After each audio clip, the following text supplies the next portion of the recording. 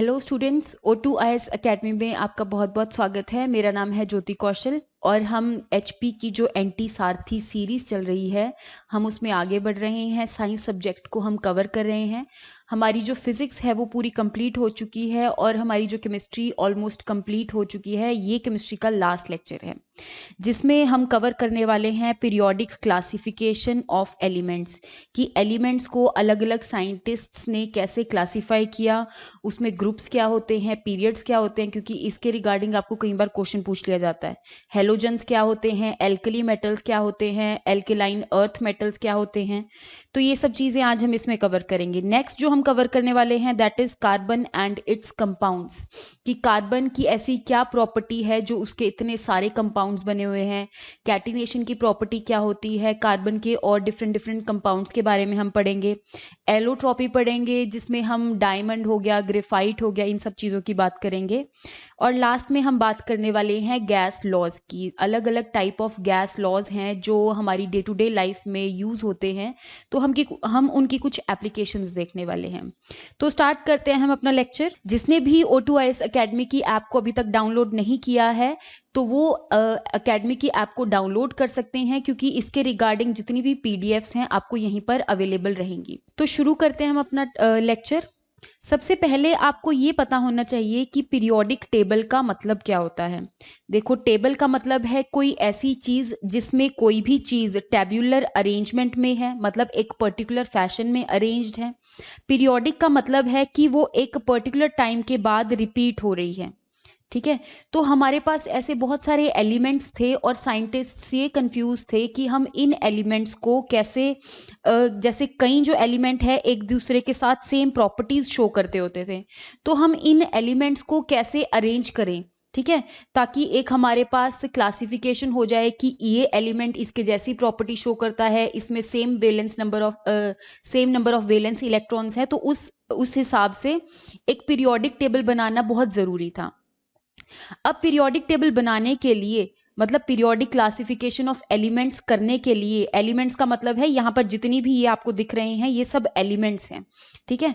तो उनकी क्लासिफिकेशन करने के लिए अलग अलग साइंटिस्ट्स आए। तो सबसे पहले जो साइंटिस्ट आए वो थे डोबरेनर। जो डोबरेनर थे उन्होंने एलिमेंट्स को क्लासिफाई करने के लिए दिए थे डोबरेनर्स ट्रायड। आपको डायरेक्टली ये क्वेश्चन पूछ लिया जाता है कि डोबरेनर्स ट्रायड क्या होता है, तो मैं आपको समझा देती हूँ। फॉर एग्जाम्पल, डोबरेनर ने क्या किया, 3 एलिमेंट्स लिए। जैसे यहाँ पर आपको लिथियम, सोडियम और पोटेशियम दिख रहा है, तो उसने 3 एलिमेंट्स को उनके इंक्रीजिंग मास के ऑर्डर में अरेंज किया। इंक्रीजिंग मास का नंबर मतलब है कि मान लो लिथियम का 7 एटॉमिक मास था, फिर उसके बाद उससे बड़ा जो एटॉमिक मास होगा सोडियम वो आएगा और फिर पोटेशियम आएगा।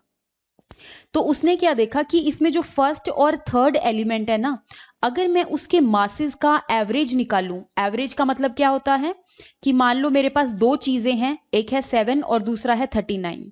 इसका एवरेज का मतलब होता है कि उनकी क्वांटिटीज को ऐड करना डिवाइड बाय कि कितने नंबर ऑफ आइटम्स हैं, ठीक है। तो अगर उनका एवरेज निकाला तो उन्होंने देखा कि उनका जो एवरेज है वो ऐसा नंबर आया जो कि मैंने यहाँ पर बीच में एलिमेंट डाला हुआ था। मतलब हमारे पास जो नंबर आया वो बीच वाले एलिमेंट का एटॉमिक मास था। तो ऐसे ट्रायड्स, क्योंकि ट्रायड्स का मतलब होता है कि 3 एलिमेंट्स अरेंज्ड हैं, तो ऐसे ही उसने क्लोरीन, ब्रोमीन, आयोडीन का भी देखा। उसने देखा कि मैं अगर क्लोरीन के साथ आयोडीन का मास ऐड करूंगा और फिर उसका एवरेज निकालूंगा तो उसका आएगा 80 अप्रोक्सीमेटली, जो ब्रोमीन के नज़दीक है 81 आएगा, ठीक है। तो ऐसे करके उसने एलिमेंट्स को ऐसे क्लासिफाई करना शुरू कर दिया कि जो हर एक एलिमेंट है उसमें फर्स्ट और जो थर्ड है उन दोनों के मासेस का एवरेज बीच वाले के बराबर है, ठीक है। लेकिन हुआ क्या, जो डोबरेनर है वो हर एक एलिमेंट को ऐसे क्लासिफाई नहीं कर पाया। मान लो यहाँ पे 81 से 80, चलो एक मास नंबर का ही डिफरेंस है, लेकिन कई ऐसे ट्रायड्स ऐसे बने जिसमें मास नंबर बहुत ज़्यादा वेरी कर रहा था। तो इसीलिए ये डोबरेनर्स की लिमिटेशंस थी कि वो सारे नोन एलिमेंट्स को ट्रायड्स के वे में अरेंज नहीं कर पाया। फॉर एग्जाम्पल, अगर मैं नाइट्रोजन फैमिली लूँ जिसमें कि नाइट्रोजन, फॉस्फोरस और आर्सेनिक आता है, फॉर एग्जाम्पल यहाँ पे नाइट्रोजन का जो एटॉमिक नंबर है वो 7 है और इसका जो एटॉमिक मास बनेगा वो बनेगा 14। इन द सेम वे फॉस्फोरस की बात करूं तो इसका एटॉमिक मास होता है अप्रॉक्सीमेटली 30। ये जो दिए हुए हैं ये आपको एटॉमिक नंबर्स दिए हुए हैं। अगर मैं मास की आर्सेनिक के मास की बात करूं तो इसका जो एटॉमिक मास है वो है 74। तो अगर मैं इसका एवरेज निकालूं तो ये आ जाएगा अप्रॉक्सीमेटली 88/2, दैट मीन्स ये 44 आ जाएगा। लेकिन आप यहाँ पर देख सकते हो जो फॉस्फोरस है उसका एटॉमिक मास है 30। तो कई ऐसे एलिमेंट्स थे जिनके लिए जो डोब्रेनर्स ट्रायड है वो काम नहीं किया। फिर नेक्स्ट जो साइंटिस्ट आए वो आए न्यूलैंड। न्यूलैंड एक इंग्लिश केमिस्ट थे। उन्होंने जो लॉ दिया वो था लॉ ऑफ ऑक्टेव है। वो ये कहता है कि जब एलिमेंट्स को हम अरेंज करेंगे तो हर एक 8 एलिमेंट के बाद जो नेक्स्ट एलिमेंट आएगा वो फर्स्ट वाले एलिमेंट जैसी सेम प्रॉपर्टीज शो करेगा। ठीक है, फॉर एग्जांपल अगर मैं फ्लोरीन के बाद इन 8 एलिमेंट्स को अरेंज करूं तो नेक्स्ट जो एलिमेंट आएगा, 9th जो एलिमेंट आएगा उसकी प्रॉपर्टी फर्स्ट वाले एलिमेंट के सेम होगी। तो दैट मीन्स जो फ्लोरीन है उसकी प्रॉपर्टीज क्लोरीन जैसे होगी। अब इसकी भी कुछ लिमिटेशंस थी। ये भी एलिमेंट्स को सिर्फ कैल्शियम तक ही अरेंज कर पाया था। उसके बाद के जो एलिमेंट्स थे, जैसे मैं आपको अगर पीरियोडिक टेबल में यहाँ पर बताऊं तो यहाँ पे जो एलिमेंट्स है, फॉर एग्जांपल ये एक एलिमेंट हो गया और यहाँ पर नेक्स्ट 8 ये सारे एलिमेंट्स हो गए है ना। तो इसके बाद जो नेक्स्ट एलिमेंट आएगा वो आएगा सोडियम। तो दैट मीन्स ये इसके जैसी सेम प्रॉपर्टीज शो कर रहा है और उसके बाद ये सारी एक दूसरे जैसी सेम प्रॉपर्टीज शो कर रहे हैं। लेकिन कैल्शियम के बाद आप देखोगे तो यहाँ पे कुछ और एडिशनल एलिमेंट्स आ जाते हैं। ठीक है, तो दैट मीन्स अब 8 एलिमेंट के बाद प्रॉपर्टीज जो हैं वो सेम नहीं हो पा रही हैं। तो इसीलिए जो न्यूलैंड्स लॉ ऑफ ऑक्टेव था वो सिर्फ कैल्शियम तक ही सीमित था। उसके बाद के जो एलिमेंट्स थे उन्होंने एज सच कोई क्राइटेरिया शो नहीं किया कि हम 8th एलिमेंट के बाद ही प्रॉपर्टीज जो है वो रिपीट होंगी। ठीक है, तो इसीलिए ये भी जो क्लासिफिकेशन थी ये रिजेक्ट कर दी गई थी। नेक्स्ट जो साइंटिस्ट आए वो थे मेंडलीव। अब मेंडलीव ने क्या किया, एलिमेंट्स को 8 ग्रुप्स के अंदर अरेंज किया। ये आपको दिख रहे हैं 8 ग्रुप्स। उन 8 ग्रुप्स के अंदर भी उसने एलिमेंट्स के अलग अलग सब ग्रुप्स बना दिए कि फर्स्ट ग्रुप में ग्रुप ए और ग्रुप बी होगा, इन द सेम वे सब में होगा। तो पहले जो 7 ग्रुप्स थे उनको उन्होंने बोला कि ये नॉर्मल एलिमेंट्स हैं। ठीक है, और जो लास्ट वाला ग्रुप है उनको उन्होंने बोला कि ये ट्रांजिशन एलिमेंट्स हैं। ठीक है, और अगर आपसे पूछा जाए कि मेंडलीव लॉ क्या कहता है तो आपने एज इट इज ये डेफिनेशन को याद करना है, क्योंकि ये मैंने बहुत सारे एग्जाम्स में देखी है, डायरेक्टली ये डेफिनेशन पूछ ली जाती है। क्या है ये definition? The physical and chemical properties of elements are periodic function of their atomic masses. इसका मतलब ये है कि अगर एलिमेंट्स की फिजिकल और केमिकल प्रॉपर्टीज रिपीट करेंगी, मतलब पीरियोडिक फंक्शन का मतलब है रिपीट करेंगी, तो वो सिर्फ इस वजह से करेंगी क्योंकि वो इंक्रीजिंग एटॉमिक मास के वे में अरेंज्ड हैं। यहां तक समझ में आया? मैंने आपको ये बताया है कि मेंडलीव लॉ ये कहता है कि अगर मैं एलिमेंट्स को एटॉमिक मास के इंक्रीजिंग ऑर्डर में अरेंज करूंगी, एटॉमिक मास का इंक्रीजिंग ऑर्डर का मतलब क्या है कि लिथियम आएगा उसका 6 एटॉमिक मास है, फिर बेरिलियम उसका 9 है, अब इससे ज्यादा 10। ऐसे मैंने इंक्रीजिंग एटॉमिक मास के वे में एलिमेंट्स को अगर मैं अरेंज कर लूंगी तो ये जो टेबल बनेगा ये कुछ इस तरह से बन जाएगा कि यहाँ पर एलिमेंट्स जो हैं उनकी केमिकल और फिजिकल प्रॉपर्टीज रिपीट हो रही होंगी। ठीक है, पीरियोडिक फंक्शन है, रिपीट हो रही हैं। लेकिन जो मेंडलीव का ये लॉ था ये भी कुछ हद तक ही सीमित था। फॉर एग्जाम्पल उसने क्या किया, कोबाल्ट को निकल से पहले रख दिया। यहाँ पे अगर आप ध्यान से देखो तो जो कोबाल्ट है उसका एटॉमिक मास 58.93 है। अगर मैं निकल का देखूं तो इसका एटॉमिक मास हो गया 58.71। अब उसने बोला था कि इंक्रीजिंग एटॉमिक मास के वे में अरेंज करो, तो यहाँ पर तो इसका मास कम हो गया पहले वाले से। तो एक तो इसका फ्लॉ ये हो गया। बाकी जो है उसने नेक्स्ट जो इसके फ्लॉज थे वो ये थे कि ये आइसोटोप्स की पोजीशन को एक्सप्लेन नहीं कर पाया। आइसोटोप्स का मतलब मैंने आपको लास्ट क्लास में भी समझाया था कि ऐसे एलिमेंट्स जिनका एटॉमिक नंबर तो सेम होता है लेकिन उनका एटॉमिक मास डिफरेंट होता है। फॉर एग्जाम्पल अगर मैं हाइड्रोजन की बात करूं, हाइड्रोजन हो गया, ड्यूटेरियम हो गया एंड देन ट्रीटियम हो गया। इन तीनों का जो एटॉमिक नंबर है वो 1 है, लेकिन इन तीनों का एटॉमिक मास कितना होएगा? 1, 2 एंड 3। तो यहाँ पर हाइड्रोजन तो आप देख सकते हो कि प्लेस्ड है, तो ड्यूटेरियम और ट्रीटियम कहाँ पे प्लेस करोगे फिर आप, ठीक है। तो इस वजह से ये भी जो लॉ है ये चल नहीं पाया।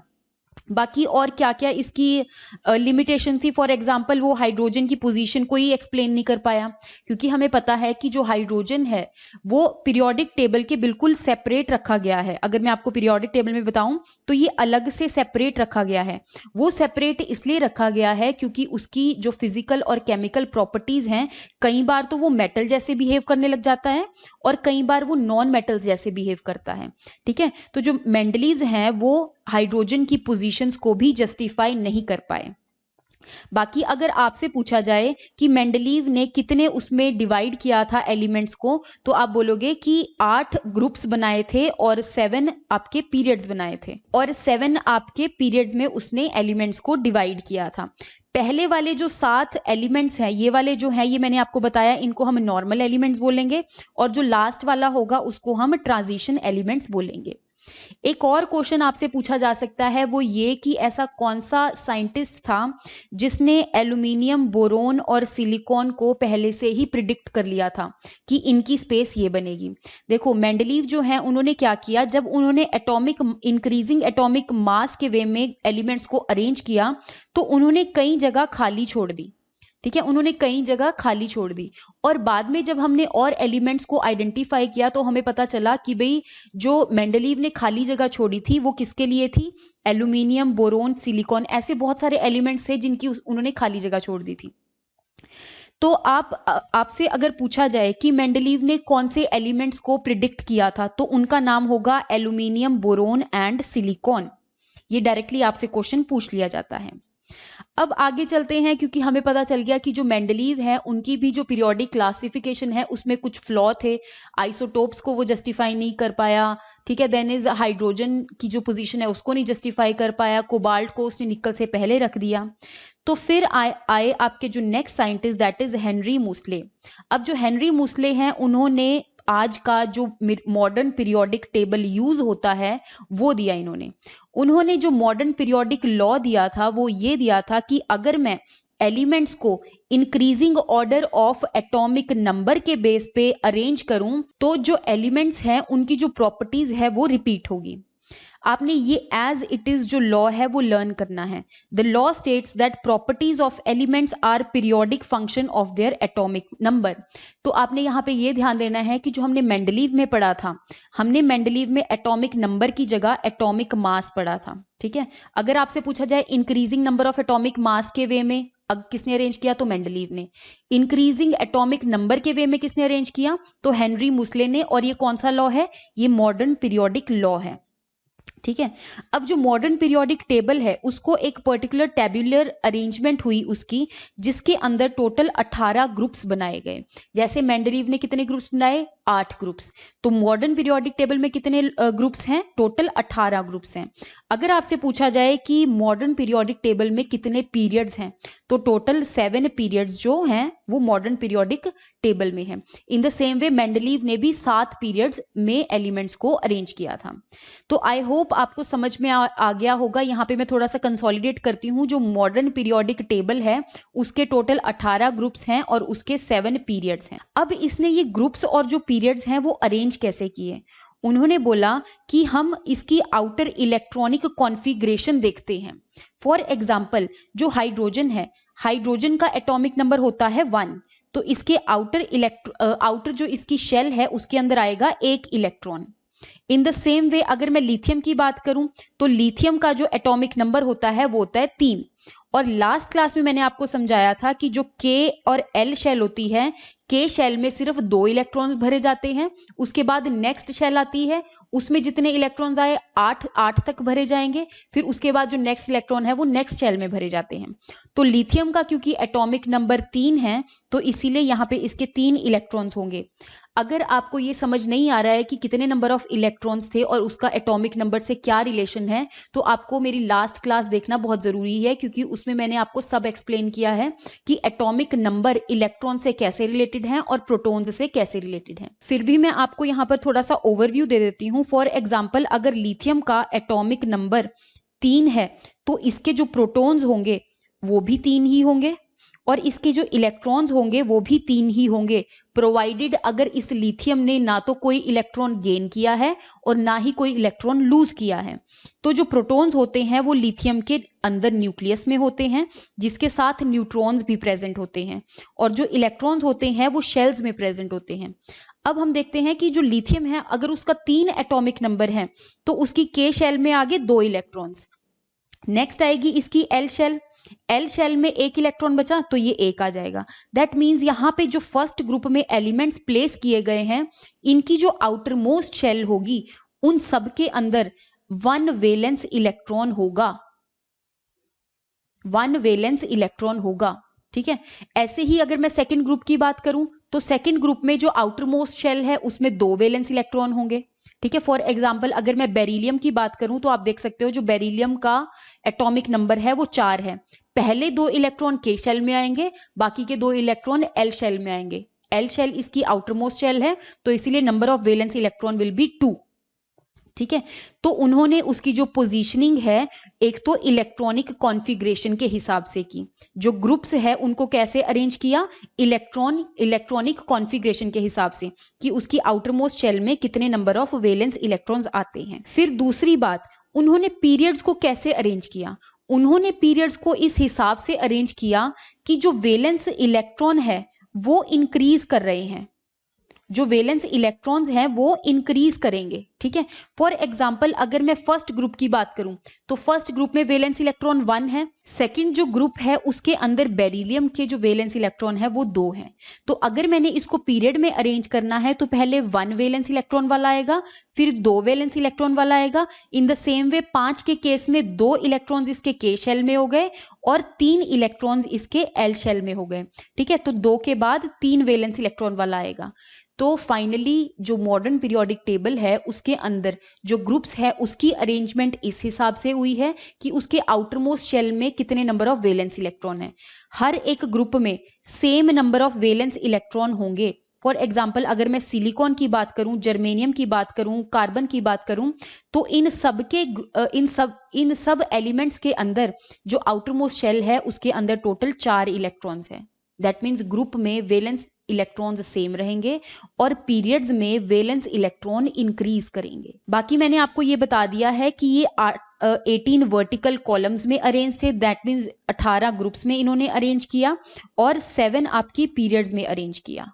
ठीक है, यहाँ पे ये जो लास्ट के जो 2 कॉलम्स दिए गए हैं वो यहाँ पे लेंथेनॉइड्स और एक्टिनॉइड्स दिए हैं आपके। जो लेंथेनॉइड्स और एक्टिनॉइड्स होते हैं वो क्या होते हैं, मान लो ये एक पीरियोडिक टेबल है, इसके अंदर जो तो एलिमेंट्स यहाँ पे अपनी फिजिकल प्रॉपर्टीज रिपीट कर रहे हैं वो यहाँ पे डाले गए।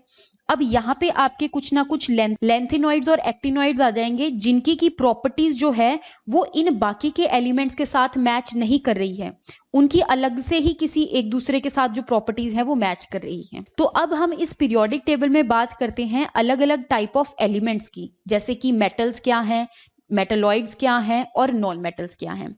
ये जो आपको पीरियोडिक टेबल दिख रहा है इसके अंदर जो भी एलिमेंट्स मैं मार्क कर रही हूं वो सारे क्या हैं, मेटल्स हैं। तो दैट मीन्स जो मेटल्स हैं वो 75% ऑफ ऑल नॉन एलिमेंट्स है। जितने भी हमें एलिमेंट्स पता हैं उसमें से 75% जो एलिमेंट्स हैं वो मेटल्स हैं और वो इस पीरियोडिक टेबल के लेफ्ट हैंड साइड पर प्रेजेंट है। ये पीरियोडिक टेबल है, इसका लेफ्ट हैंड साइड ये है। ठीक है, तो ज्यादातर जो एलिमेंट्स है वो लेफ्ट हैंड साइड पर प्रेजेंट है। अगर मैं नॉन मेटल्स की बात करूं तो यहाँ पर ये जो एलिमेंट्स आपको दिख रहे हैं ये सारे नॉन मेटल्स हैं और ये बीच में जो जिगजैग आपको ये यहाँ पर दिख रहा है अलग से ही ब्राउन से कलर में दिख रहा है, ये सारे क्या हैं, मेटलॉइड्स। मतलब कि ये मेटल्स की प्रॉपर्टी भी शो करते हैं और नॉन मेटल्स की प्रॉपर्टी भी शो करते हैं। अब हम मेटल्स की यहाँ पे कुछ प्रॉपर्टीज देख लेते हैं, जैसे कि जो मेटल्स हैं उसकी हाई डेंसिटी होती है। हाई डेंसिटी का मतलब होता है जो मेटल्स होते हैं वो भारी होते हैं। ठीक है, और रूम टेम्परेचर में वो ज्यादातर सॉलिड्स होते हैं, एक्सेप्ट ये मैंने आपको करवाया हुआ है मरकरी, गैलियम एंड फ्रेंशियम। ऐसे तो मरकरी आना चाहिए लेकिन अगर मैं थोड़ा सा और टेम्परेचर इंक्रीज करूंगी तो गैलियम और फ्रेंशियम भी लिक्विड हो जाते हैं रूम टेम्परेचर पर। ओके, नेक्स्ट जो प्रॉपर्टी है वो ये है कि ये मेलिएबल हैं, डक्टाइल हैं, good conductors of heat and electricity हैं। मेलिएबल मैंने आपको बताया हुआ है कि मेलिएबल का मतलब उनको मैं थिन शीट्स में कन्वर्ट कर सकती हूँ। डक्टाइल का मतलब होता है मैं थिन वायर्स में कन्वर्ट कर सकती हूँ। गुड कंडक्टर ऑफ हीट और इलेक्ट्रिसिटी का मतलब है कि ये अपने थ्रू हीट को भी पास होने देते हैं और इलेक्ट्रिसिटी को भी पास होने देते हैं। इसमें जो लेड है वो आपका एक्सेप्शन हो जाएगा, ये आपको 82 नंबर जो है एटॉमिक नंबर लेड का है तो ये मेटल ही, लेकिन ये अपने थ्रू इलेक्ट्रिसिटी और ये पास होने नहीं देता। नेक्स्ट अगर हम बात करें कि जो इनका मेल्टिंग पॉइंट होता है मेटल्स का, वो हाई मेल्टिंग पॉइंट और हाई बॉइलिंग पॉइंट है। दैट मीन्स अगर मुझे मेटल को मेल्ट करना है या फिर बॉयल करना है तो मुझे ज़्यादा टेम्परेचर देना पड़ेगा। ऐसे ही अगर मेल्ट करना है तो मुझे ज़्यादा डाउन करना पड़ेगा टेम्परेचर। ठीक है, जो मेटल्स हैं वो नॉन मेटल्स के साथ आयनिक बॉन्ड बनाते हैं। फॉर एग्जाम्पल यहाँ पे अगर मैं एक मेटल ले लूँ सोडियम, जो कि है आपका 11 नंबर, और एक नॉन मेटल ले लूँ आपका क्लोरीन, जो कि आपको यहाँ पे 17 नंबर दिख रहा है। अगर मैं मेटल और नॉन मेटल को एक दूसरे के साथ इंटरैक्ट करवाऊं तो ये आयनिक बॉन्ड बनाएंगे। आयनिक बॉन्ड मैंने आपको लास्ट क्लास में भी समझाया था, जिसमें एक जो एलिमेंट है वो अपने इलेक्ट्रॉन को लूज कर देता है और पॉजिटिवली चार्ज बन जाता है, और जो दूसरा एलिमेंट है वो इलेक्ट्रॉन को गेन कर लेता है और नेगेटिव चार्ज बन जाता है। और इन दोनों चार्ज बनने की वजह से जो इन दोनों के बीच में बॉन्ड बना है उसको हम कहते हैं आयनिक बॉन्ड। इसको हम कई बार इलेक्ट्रोवेलेंट बॉन्ड भी कह देते हैं। ओके, मेटल्स अगर एयर और वाटर के साथ रिएक्ट करें तो वो ऑक्साइड्स बनाते हैं और हाइड्रोजन रिलीज करते हैं। फॉर एग्जांपल अगर मैं मैग्नीशियम को ऑक्सीजन के साथ रिएक्ट करवाऊं तो वो मैग्नीशियम ऑक्साइड बन जाएगा। ठीक है, तो ये ऑक्साइड्स बनाते हैं और कई केस में ये हाइड्रोजन भी रिलीज करते हैं। जो इनके ऑक्साइड्स बनते हैं, मेटल के ऑक्साइड हमेशा बेसिक इन नेचर होंगे और नॉन मेटल के जो ऑक्साइड्स हैं वो एसिडिक इन नेचर होते हैं। ठीक है, जैसे आयरन को करोजन लगती है, ये भी मैंने आपको लास्ट क्लास में कवर किया हुआ है। तो यहाँ पर और भी कुछ प्रॉपर्टीज दी हुई हैं, जैसे जो गोल्ड, सिल्वर और प्लैटिनम है वो लेस रिएक्टिव मेटल्स हैं। जो आपका गोल्ड है, ठीक है, Au is gold, Ag is silver and Pt is platinum. तो ये सारे ऐसे मेटल्स हैं जो लीस्ट रिएक्टिव हैं। लास्ट क्लास में हमने रिएक्टिविटी सीरीज भी कवर कर ली है। ठीक है, और ये ऐसे हैं जो टार्निश नहीं होते, मतलब ऐसे मेटल्स हैं ये जो इजीली डिग्रेड नहीं हो पाते हैं और अपनी जो चमक है वो बनाकर रखते हैं। Then salt and hydrogen are produced when metal reacts with acid.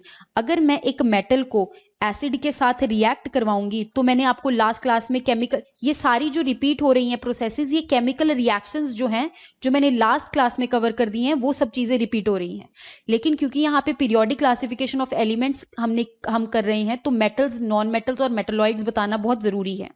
Okay, तो यहाँ पर ये बनाएगा NaCl, ठीक है, प्लस हाइड्रोजन गैस। ठीक है, तो ऐसे आप देख सकते हो जो सॉल्ट है और हाइड्रोजन है वो कब बन रहा है, जब मेटल जो है वो एसिड के साथ रिएक्ट कर रहे हैं।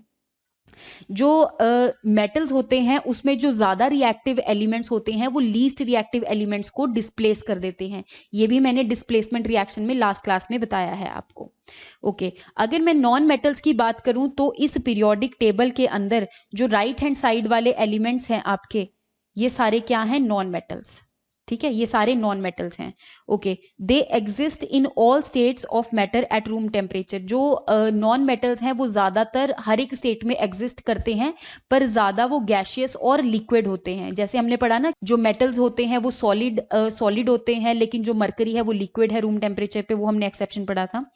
तो इन द सेम वे अगर मैं मेल्टिंग और बॉइलिंग पॉइंट की बात करूं तो नॉन मेटल्स का लो मेल्टिंग और लो बॉइलिंग पॉइंट होता है। मतलब अगर मैं थोड़ा सा भी टेम्परेचर इंक्रीज करूंगी तो जो नॉन मेटल है वो बॉयल कर जाएगा, या मैं थोड़ा सा भी डिक्रीज करूंगी टेम्परेचर तो वो एकदम से अपनी स्टेट चेंज कर लेगा, मेल्ट हो जाएगा वो। ठीक है, तो वो गैसेस हो सकते हैं, लिक्विड हो सकते हैं, सॉलिड हो सकते हैं। Most of them are brittle. Brittle का मतलब होता है कि ऐसे तो वो बहुत हार्ड होते हैं लेकिन थोड़ा सा ही जोर लगाने पर वो टूट जाते हैं। तो जो नॉन मेटल्स हैं वो ऐसे होते हैं। मैलिएबल नहीं होते, डक्टाइल नहीं होते। जितनी भी आपने वायर्स देखी होंगी या शीट्स देखी होंगी, एल्यूमिनियम फॉयल हो गया जैसे, वो सारे मेटल्स के बने हैं, नॉन मेटल्स के नहीं बने होते वो कभी भी। ओके जो नॉन मेटल्स हैं वो एयर के साथ रिएक्ट नहीं करते रूम टेम्परेचर पर। जैसे मैंने बोला ना आपको कि जो मेटल्स हैं अगर वो रूम टेम्परेचर पे एयर के साथ रिएक्ट करेंगे तो वो ऑक्साइड्स बनाएंगे। ठीक है, यही जो प्रोसेस होती है आपकी कंबशन की प्रोसेस होती है। दैट मीन्स जो ऑक्सीजन एक मेटल के साथ जब रिएक्ट करती है तो उसकी वजह से वो जलती है। कंबशन का मतलब है कि वो हीट प्रोड्यूस करती है बेसिकली। लेकिन यहाँ पे आपको एक एक्सेप्शन दिया है कि जो व्हाइट फॉस्फोरस है वो एक ऐसा नॉन मेटल है जो कि एयर के साथ रिएक्ट करके बर्निंग इफेक्ट प्रोड्यूस करता है। ऑक्साइड तो बनाता ही है और बर्न भी करता है। ठीक है, तो ये एक्सेप्शन आपने याद रखनी है। बाकी जो ऑक्साइड्स हैं इसकी वो क्या होती हैं, एसिडिक इन नेचर। जैसे मैंने आपको मेटल्स की बताया वो बेसिक इन नेचर होती है।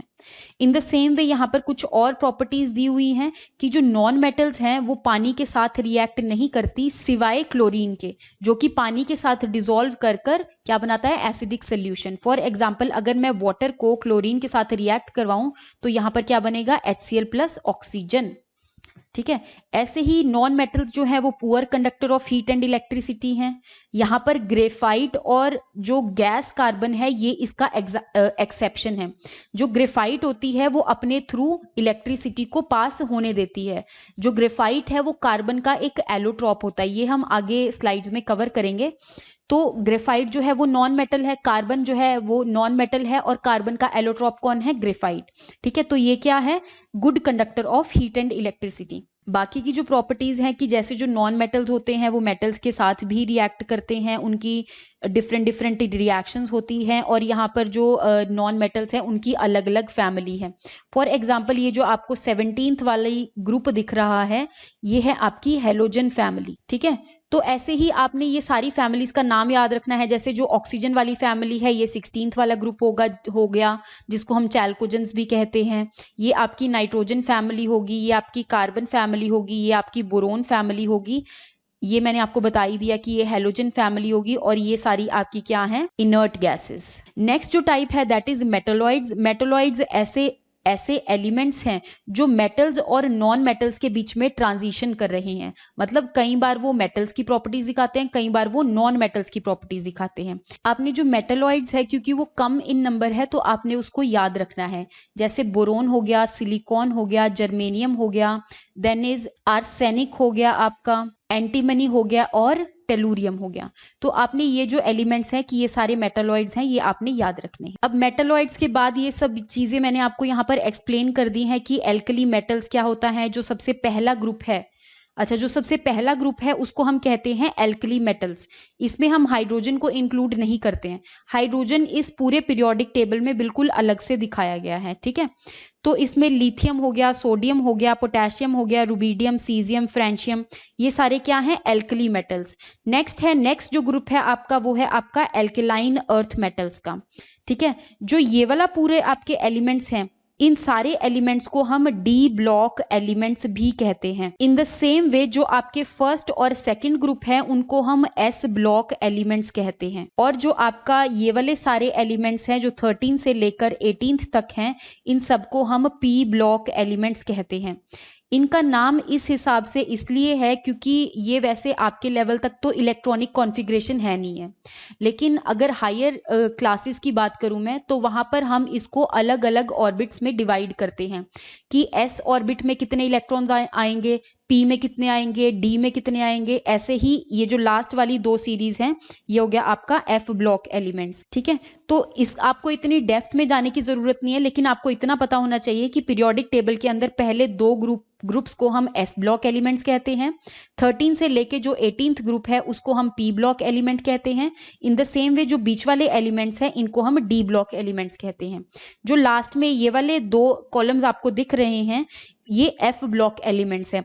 उसमें जिससे जो ऊपर वाले हैं, ऊपर वाली ये जो सीरीज आपको दिख रही है ये सारे क्या हैं, लेंथेनॉइड्स, और जो नीचे वाले हैं ये सारे क्या हैं, आपके एक्टेनॉइड्स। बाकी यहाँ पर मैंने आपको ये बता ही दिया कि ये boron family, carbon family, nitrogen family, चाल्कोजन family, halogen family and this is the inert gases भी बोल सकते हैं या फिर हम नोबल गैसेस भी बोल सकते हैं। तो ये सब चीजें आपको यहाँ पर अवेलेबल करवाई हैं मैंने। ठीक है, अब हम बात करते हैं जो डिफरेंट टाइप्स ऑफ मेटल्स हमने पढ़े। जैसे कि जो पहला ग्रुप है आपका, है ना, इसको हम क्या कहते हैं, एल्कली अर्थ मेटल्स।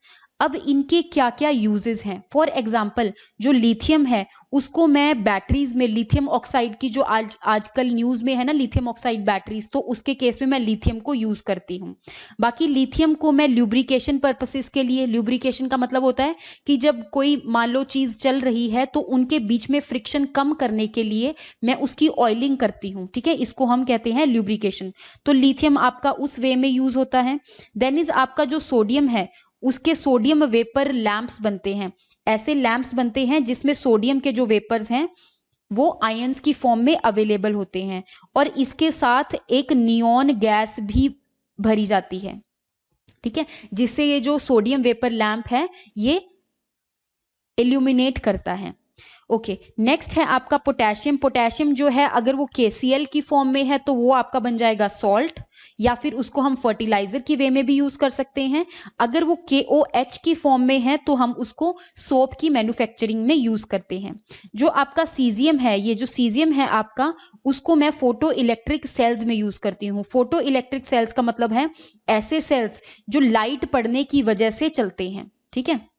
आपने कई बार ये नोटिस किया होगा कि कई बार हम कहते हैं कि इन सेल को धूप में रख दो तब ये दोबारा से चलने लगेंगे, तो वो फोटो इलेक्ट्रिक सेल्स ही होते हैं।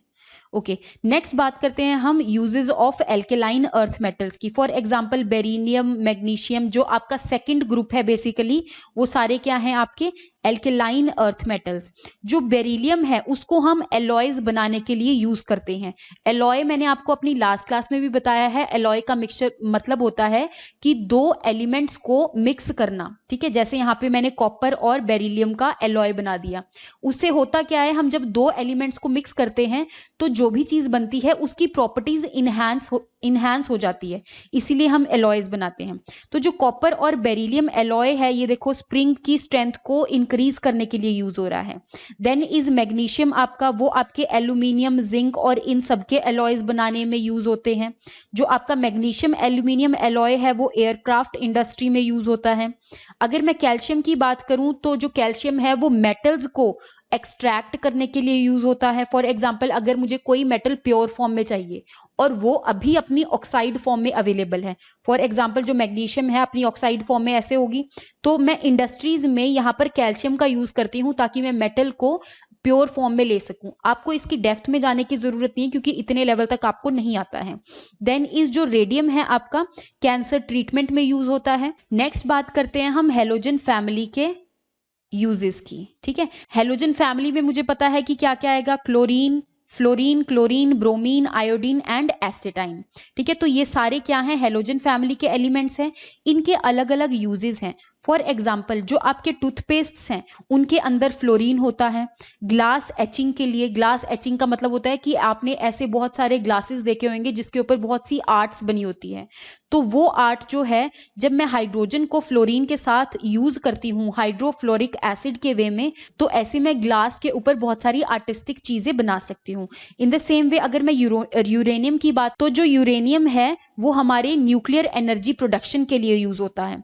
अगर मैं क्लोरीन की बात करूं तो वो एज अ क्लिनजिंग एजेंट भी यूज होता है। अगर मैंने स्विमिंग पूल की स्टरिलाइजेशन करनी है, उसके अंदर जो माइक्रोब्स और बैक्टीरियाज हैं उनको किल करना है, तब मैं यहाँ पर उसको क्लोरीन से ट्रीट करवाती हूँ। बाकी मुझे पता है कि जब क्लोरीन सोडियम के साथ रिएक्ट कर जाता है तो वो टेबल सॉल्ट बनाता है। बेसिकली जो सॉल्ट है वो भी, उसके अंदर भी क्लोरीन यूज हो रहा है। नेक्स्ट अगर मैं ब्रोमीन और आयोडीन की बात करूं तो वो भी अलग अलग चीज़ों में यूज होते हैं। फॉर एग्जाम्पल जो आपकी फोटोग्राफिक फिल्म्स बनती हैं, जो आपने देखा होगा कि ओरिजिनल फोटो बनने से पहले तो पुराने ज़माने में उसके नेगेटिव्स बनते थे पहले, उसके बाद हम उससे एक फोटोग्राफ बनाते थे। तो यूजुअली फोटोग्राफिक फिल्म्स के मामले में हम सिल्वर ब्रोमाइड यूज़ करते हैं। देन इज जो ब्रोमीन है उसको हम और चीज़ों के लिए, फॉर एग्जाम्पल जो आपके व्हीकल्स होते हैं उनके अंदर हम लेड वगैरह यूज़ करते हैं, तो वहाँ पर ब्रोमीन यूज़ होता है। बेसिकली होता क्या है कि हम पेट्रोल के अंदर लेड इसीलिए डालते हैं ताकि उसकी ल्यूब्रिकेशन बनी रहे, ठीक है, और जो गैसोलीन है, जो आपका पेट्रोल है, वो इजीली बर्न करता रहे। लेकिन अब यहाँ पे हम ब्रोमीन भी डालते हैं ताकि जो लेड है वो इंजन्स के अंदर डिपॉजिट ना हो जाए, उसके बाद हम जैसे क्लोरीन को डिसइंफेक्टेंट्स की तरह यूज़ करते थे स्विमिंग पूल में, ऐसे ही हम ब्रोमीन्स को भी यूज़ करते हैं। बाकी हम रेडिएशन एक्सपोजर के लिए आयोडीन को यूज़ करते हैं। जैसे मैंने आपको बताया था कि जो आयोडीन है वो गॉइटर ट्रीटमेंट के, थायराइड का जो गॉइटर ट्रीटमेंट होता है उसके अंदर हम आयोडीन के आइसोटोप को यूज़ करते हैं। जो नेक्स्ट है आपका दैट इज़ नोबल गैसेज, जो आपका 18th ग्रुप है, ठीक है, उसमें आती हैं आपकी सारी नोबल गैसेस। जैसे आपका हीलियम हो गया, है ना, then is neon, then is argon, krypton and xenon. तो ज़्यादातर जो नोबल गैसेस होती हैं वो स्टेबल रहती हैं। स्टेबल क्यों रहती हैं? फॉर एग्जाम्पल ये आपकी हीलियम है। अब हीलियम का एटॉमिक नंबर है 2। अब इसकी एक शेल है और इसके अंदर 2 इलेक्ट्रॉन्स हैं। अब किसी भी शेल में अगर आउटर मोस्ट शेल में जो अगर के शेल है तो 2 इलेक्ट्रॉन्स होने चाहिए, एल है तो 8, एम है तो 8, एन है तो 8। अगर किसी भी आउटर मोस्ट शेल में इन शेल्स में इतने इलेक्ट्रॉन्स रहेंगे तो वो एलिमेंट स्टेबल रहेगा। इन द सेम वे जो हीलियम है उसके के शेल में 2 इलेक्ट्रॉन्स है, तो इसीलिए इसको ना तो इलेक्ट्रॉन गेन करने की ज़रूरत है और ना ही लूज करने की ज़रूरत है। तो ये वाली जो गैसेज हैं ये सारी स्टेबल होती हैं। इनके अलग अलग जगह यूजेस हैं। फॉर एग्जाम्पल जो आपकी हीलियम गैस है वो हीलियम बैलून्स में डाली जाती है। जब डीप सी डाइविंग कोई पर्सन करता है तो अपने साथ वो सिलेंडर्स लेके जाता है, उसके अंदर भी हीलियम गैसेज होती हैं। अस्थमा के ट्रीटमेंट के लिए हम ऑक्सीजन और हीलियम के मिक्सचर को यूज़ करते हैं। देन इज जो सोडियम वेपर लैंप्स अभी मैंने आपको बताए थे उसमें साथ में नियॉन गैस हमें डालनी पड़ती है ताकि वो एलिमिनेट करें। गैस क्रोमेटोग्राफी का मतलब ये है कि मैं गैस को यूज़ करूंगी एक मिक्सचर को सेपरेट करने के लिए। तो यहाँ पर मैंने कौन सी गैस यूज़ करी है? आर्गन गैस यूज़ करती हूँ। देन इज आपका क्रिप्टॉन, जो आपके माइनर्स की कैप लैंप्स होती हैं, जो माइनर्स होते हैं उनके यहाँ पे कैप के ऊपर यहाँ पर एक लैंप सा लगा होता है, उनके अंदर हम क्रिप्टॉन की गैस यूज़ करते हैं। इन द सेम वे जो रेडॉन है वो एक रेडियो एक्टिव एलिमेंट है, तो वो रेडियो एक्टिव रिसर्च में यूज़ होता है। तो आई होप यहाँ तक आपको अलग अलग एलिमेंट्स के अलग अलग यूजेस का पता लगा होगा। तो फटाफट से बात करते हैं कार्बन एंड इट्स कंपाउंड्स की। देखो जो कार्बन होता है ना एक बहुत ही वर्सेटाइल एलिमेंट है। अगर मैं उसकी डिस्ट्रीब्यूशन की बात करूं तो मिनरल्स के अंदर जो कार्बन है वो 0.02% मिलता है, ठीक है। और कार्बन डाइऑक्साइड की फॉर्म में, मतलब एयर में कैसे मिलता है? कार्बन डाइऑक्साइड की फॉर्म में। और कार्बन डाइऑक्साइड कितना होता है? 0.03%। ये आपसे पूछ लिया जाता है कि बताओ एयर में कार्बन डाइऑक्साइड की परसेंटेज कितनी होती है और मिनरल्स में इसकी परसेंटेज कितनी होती है।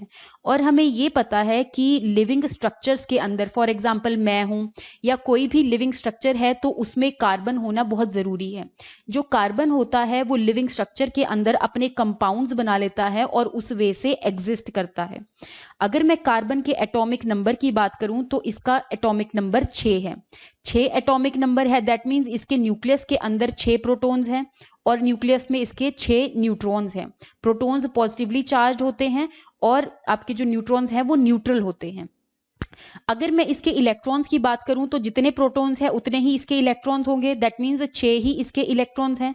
और 6 इलेक्ट्रॉन्स को मैंने के और एल शेल में जब अरेंज किया तो 2 इलेक्ट्रॉन इसके के शेल में आए और 4 इलेक्ट्रॉन इसके एल शेल में आए। और मुझे पता है कि एक एलिमेंट को स्टेबल होने के लिए बाहर वाली शेल में 8 इलेक्ट्रॉन्स की ज़रूरत है। या तो वो क्या करे कि अपने 4 के 4 इलेक्ट्रॉन्स को इनको लूज कर दे, है ना, फिर इसके जो के शेल है उसमें 2 होंगे और हमें पता है कि के शेल में जब 2 होते हैं तो वो स्टेबल होता है। ओके, या फिर ये क्या कर सकता है, ये 4 इलेक्ट्रॉन्स को गेन कर सकता है। लेकिन कार्बन को इतने ज्यादा इलेक्ट्रॉन्स को गेन करना और लूज करना बहुत ज्यादा डिफिकल्ट हो जाता है। डिफिकल्ट क्यों होता है? क्योंकि इतने ज्यादा इलेक्ट्रॉन्स को जब लूज करेगा तो उसके लिए ज्यादा एनर्जी लगेगी। ऐसे ही जब 4 इलेक्ट्रॉन्स को गेन करेगा तो बहुत ज्यादा एनर्जी लगेगी। तो इसीलिए जो कार्बन है वो इलेक्ट्रॉन्स ना तो गेन करता है और ना ही वो लूज करता है। तो फिर करता क्या है? वो करता है शेयरिंग। कार्बन क्या करता है? अपने इलेक्ट्रॉन्स की शेयरिंग करता है। फॉर एग्जाम्पल यहाँ पे मैं कार्बन बना रही हूँ और यहाँ पर मैं इसके सिर्फ आउटर मोस्ट इलेक्ट्रॉन्स ही बनाऊंगी, ठीक है। फॉर एग्जाम्पल यहाँ पे कार्बन है, इसके 4 आउटर मोस्ट इलेक्ट्रॉन्स हैं। ऐसे ही ये एक कार्बन है, इसके 4 आउटर मोस्ट इलेक्ट्रॉन हैं। अगर ये कार्बन इस कार्बन के साथ एक इलेक्ट्रॉन अपना शेयर कर ले और बाकी के जैसे हाइड्रोजन के साथ इसने शेयर कर लिया, क्योंकि हमें पता है कि हाइड्रोजन का एक ही इलेक्ट्रॉन होता है, तो हाइड्रोजन को स्टेबल होने के लिए 2 इलेक्ट्रॉन चाहिए। तो यहाँ पर अगर मैं इस कार्बन ने इस कार्बन के साथ एक इलेक्ट्रॉन शेयर किया, ठीक है, ऐसे ही इस हाइड्रोजन ने कार्बन के साथ ऐसे इलेक्ट्रॉन्स शेयर कर लिए। अगर मैं इस वाले कार्बन की बात करूं तो यहाँ पे टोटल नंबर ऑफ इलेक्ट्रॉन्स कितने हो गए, आप देख सकते हो टोटल नंबर ऑफ इलेक्ट्रॉन्स हो गए इसके 8, 2 ये, फिर ये, then this and then this, तो टोटल इसके 8 इलेक्ट्रॉन्स हो गए। दैट मीन्स अब ये कार्बन क्या है, स्टेबल है। तो कार्बन जो है वो इलेक्ट्रॉन्स को शेयर करता है, ना लूज करता है ना गेन करता है।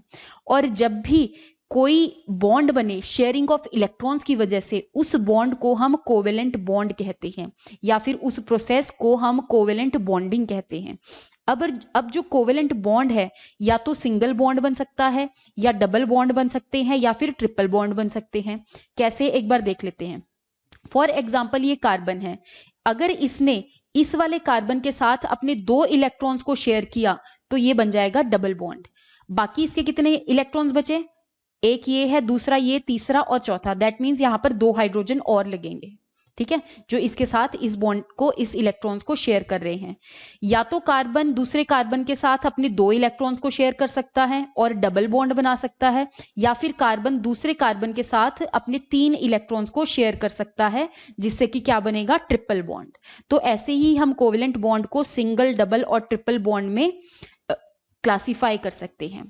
ओके, अब ये जो बॉन्ड बने वो किसी ना किसी प्रॉपर्टी की वजह से बने, ठीक है, और उसकी वो प्रॉपर्टी थी क्या, उसकी प्रॉपर्टी थी कैटिनेशन की। अगर आपको पेपर में पूछ लिया जाए कि व्हाट इज कैटिनेशन, कैटिनेशन का मतलब होता है self linking property, self linking property of carbon, ठीक है, कार्बन की एक दूसरे के साथ जुड़ने की, खुद के साथ ही जुड़ने की प्रॉपर्टी को हम कैटिनेशन कहते हैं, ठीक है। इस प्रॉपर्टी की वजह से ही जो कार्बन है वो एक दूसरे के साथ जुड़ के बहुत बड़े बड़े कंपाउंड्स बना देता है, ठीक है। अब जो कार्बन है या तो वो सिंपल कंपाउंड बनाएगा, सिंगल चेन्ड होंगे, सिंगल चेन का मतलब है कार्बन की ऐसे सिंगल चेन है, या फिर ये ब्रांच्ड हो सकती है। दैट मीन्स कार्बन एक दूसरे के साथ जुड़ा है और नीचे से कोई ऐसे ब्रांचिंग भी है, ठीक है। या फिर ये साइक्लिक कंपाउंड हो सकते हैं। साइक्लिक कंपाउंड मतलब एक पूरा पर्टिकुलर साइकिल सा ही बन गया, जैसे कार्बन एक दूसरे के साथ जुड़ा है। जैसे आपकी जो बेंजीन रिंग होती है उसके अंदर जो 6 कार्बन होते हैं वो एक दूसरे के साथ जुड़े होते हैं इस फॉर्म में। तो जो कार्बन है सेल्फ लिंकिंग प्रॉपर्टी की वजह से या सिंगल कंपाउंड बना सकता है, ब्रांच्ड बना सकता है, या फिर साइक्लिक कार्बन कंपाउंड्स बना सकता है। नेक्स्ट जो प्रॉपर्टी है कार्बन की, दैट इज टेट्रावेलेंसी। टेट्रावेलेंसी का मतलब ये है कि कार्बन एक तो खुद से जुड़ सकता है, जिसको हम कैटिनेशन कह रहे हैं। दूसरी बात, वो 4 अलग अलग बॉन्ड्स बना सकता है। जैसे मैंने अभी समझाया कि एक मान लो इसने 3 हाइड्रोजन के साथ बना लिया एक कार्बन के साथ, या फिर चारों के 4 इसने हाइड्रोजन के साथ बॉन्ड बना लिए, ठीक है, तो ये बन गया आपका मीथेन, ठीक है। ऐसे ही जब कार्बन ऐसे एक बॉन्ड्स बनाता है इन 2 प्रॉपर्टीज को यूज करके, एक कैटिनेशन की और एक टेट्रावेलेंस की, तो बहुत सारे कार्बन कंपाउंड्स बनते हैं। नेक्स्ट बात करते हैं हम हाइड्रोकार्बन्स की। जो अभी तक मैं आपको एग्जांपल्स दे रही थी जिसमें मैं हाइड्रोजन को कार्बन के साथ जोड़ रही थी, दैट मीन्स ऐसे कंपाउंड्स जिसमें कार्बन भी है और हाइड्रोजन भी है, ऐसे कंपाउंड्स को मैं हाइड्रोकार्बन कंपाउंड्स कहती हूँ। इसकी भी अब 2 टाइप्स हैं। फॉर एग्जाम्पल सैचुरेटेड कंपाउंड्स हो गया या फिर अनसैचुरेटेड कंपाउंड हो गया। सैचुरेटेड का मतलब ये होता है, ये मैंने आपको मिक्सचर्स में भी बताया था कि सैचुरेशन का मतलब अगर मैं कोई और चीज ऐड करूं और वो चीज उसके अंदर डिसॉल्व ना हो। फॉर एग्जांपल अगर मैं एक पानी के अंदर 10 ग्राम सल्यूट डालूं, 10 ग्राम सल्यूट डालूं और वो इसके अंदर डिसॉल्व हो जाए, और इसका सैचुरेशन लेवल 10 ग्राम का ही था कि मैं अपने अंदर सिर्फ 10 ग्राम सल्यूट ही डिसॉल्व करूंगा, तो जैसे ही मैंने 1 ग्राम सल्यूट और डाला तो ये इसके अंदर डिसॉल्व नहीं करेगा। दैट मीन्स इसका सैचुरेशन लेवल अचीव हो चुका है।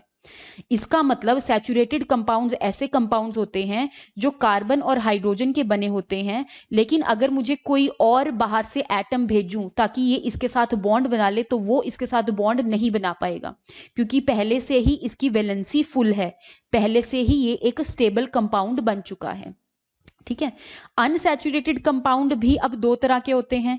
एक अनसैचुरेटेड होता है जिसके अंदर डबल बॉन्ड है, दूसरा अनसैचुरेटेड होता है कि जिसके अंदर ट्रिपल बॉन्ड है।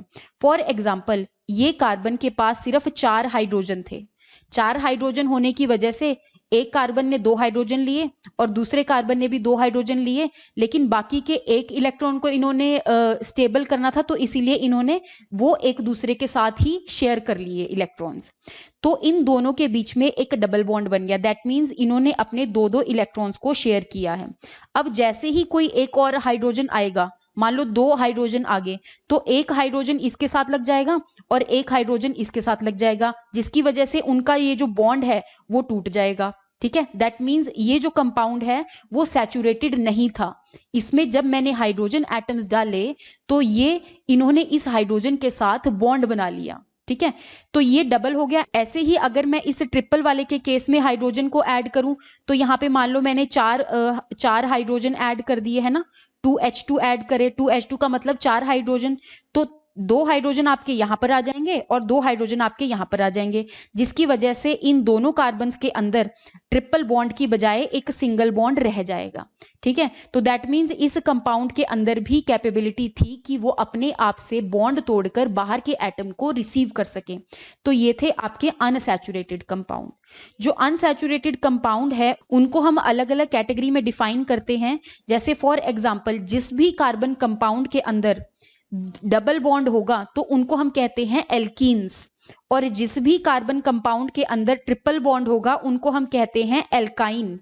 ठीक है, और जिस भी कार्बन कंपाउंड के अंदर सिंगल बॉन्ड होगा उसको हम कहते हैं एल्केन। फॉर एग्जाम्पल, हम एक बार देखते हैं कि इनको कैसे हम ये आइडेंटिफाई करते हैं। फॉर एग्जाम्पल, अगर मैं मीथेन की बात करूं तो यहां पर एन लगा है, एन लगा है, इसका मतलब ये एल्केन है। दैट मीन्स इस मीथेन के अंदर सारे के सारे सिंगल बॉन्ड्स हैं। अगर यहां मैं इथीन की बात करूं, अब मुझे पता है कि जो इथीन है, एथ का मतलब 2 होता है, ऐसे ही मैथ का मतलब सिंगल होता है। ठीक है, प्रॉप का मतलब 3 होता है, ये इसकी कुछ नेमिंग होती है।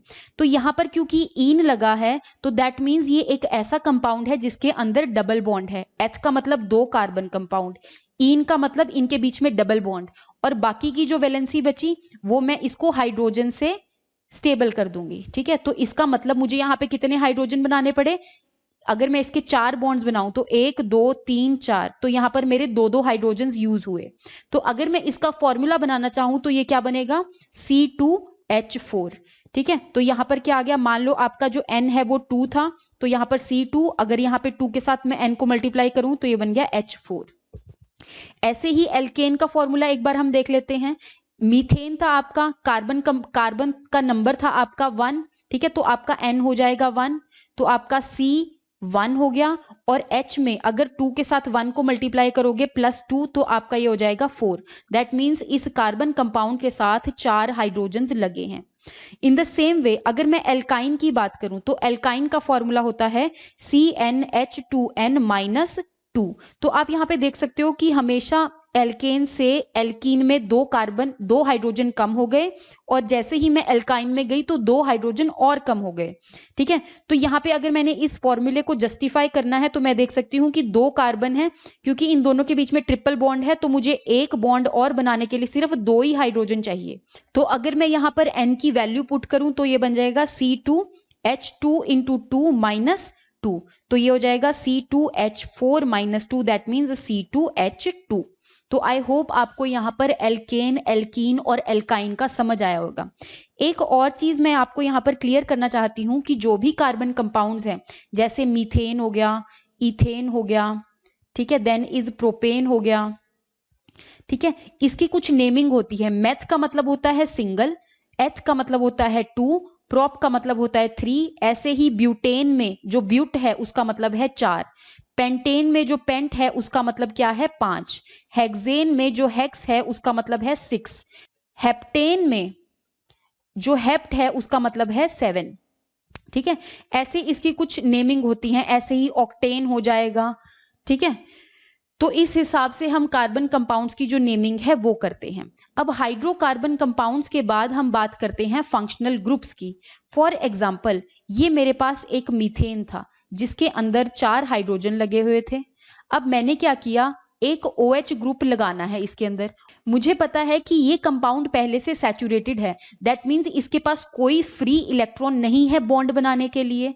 तो इसमें क्या होगा, एक ना एक हाइड्रोजन को यहाँ पर हटना पड़ेगा। जब ये हटेगा तो उसका एक फ्री इलेक्ट्रॉन रह जाएगा जिसके साथ ये OH ज्वाइन कर सकता है।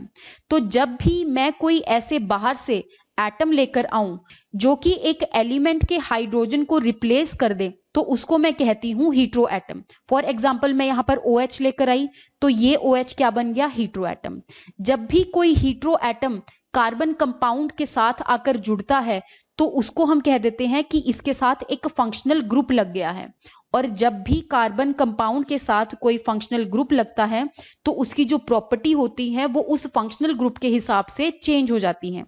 मैं आपको बताती हूँ कैसे। फॉर एग्जाम्पल अगर ये R को मैं कार्बन कंपाउंड से डिनोट कर रही हूँ, अगर मैंने H हटाकर OH लगाया तो ये बन जाएंगे एल्कोहल्स।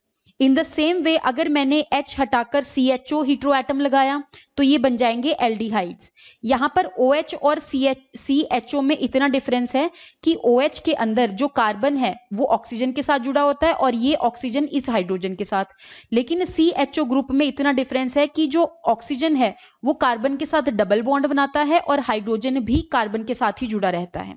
ठीक है, अगर मैं कीटोन्स की बात करूं तो उसमें एक दोनों तरफ आपके कार्बन कंपाउंड्स होंगे और एक कार्बन के साथ ऑक्सीजन ग्रुप अटैच्ड होगा। अगर मैं कार्बोक्सिलिक ग्रुप की बात करूं तो यहाँ पर कार्बन कंपाउंड के साथ जो कार्बन लगा है उसके साथ एक तो ऑक्सीजन लगा होगा और एक OH ग्रुप लगा होगा, तो ये बन जाएंगे आपके कार्बोक्सिलिक एसिड। तो ये सारे हीट्रो एटम के हिसाब से अलग अलग फंक्शनल ग्रुप्स बन गए हैं आपके। ओके, अब बात करते हैं हम एलोट्रॉपी की। एलोट्रॉपी का मतलब ये होता है कि एक एलिमेंट है, ठीक है, उस एलिमेंट का जो केमिकल फॉर्मूला है वो सेम है लेकिन वो डिफरेंट फिजिकल अरेंजमेंट में एग्जिस्ट करता है। कैसे, मैं आपको कार्बन का एग्जांपल देकर समझाती हूँ। फॉर एग्जांपल जो कार्बन है, ठीक है, उसके बहुत अलग अलग टाइप ऑफ एलोट्रॉप्स हैं। दो तरह के एलोट्रॉप्स हैं उसके, एक है क्रिस्टलाइन और दूसरा है एमॉर्फस। जो क्रिस्टलाइन एलोट्रॉप है एक है diamond, graphite, fullerene and graphene. In the same way amorphous है coal, charcoal, coke, lamp black and gas carbon. तो अगर आपसे पूछा जाए कि क्रिस्टलाइन कार्बन की फॉर्म्स इसमें से कौन सी है, तब आपको पता होना चाहिए देन इज एमॉर्फस फॉर्म को आपको आइडेंटिफाई करना आना चाहिए। तो यहाँ पर आपको पता होना चाहिए कि कार्बन की अलग अलग क्रिस्टलाइन और एमॉर्फस फॉर्म्स होती हैं।